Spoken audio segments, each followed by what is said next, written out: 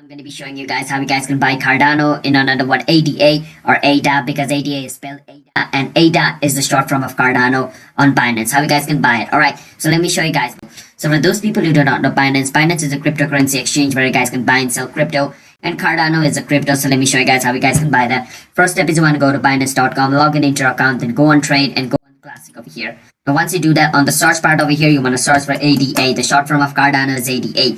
It shows ADA slash BNB, ADA slash USDT, ADA slash BUSDT, all this option, which means which currency you guys are going to use to buy ADA. For ADA slash BNB, I'm going to be using BNB to buy ADA. For ADA slash USDT, I'm going to be using USDT to buy ADA. So you want to click on the option which you want to use. So let's say I want to use USDT. I'm going to click on ADA slash USDT. Once I scroll up and down, I can go on market, which means I'm going to be buying ADA on the market price, which means the current ADA price. And I can enter the number of ADA.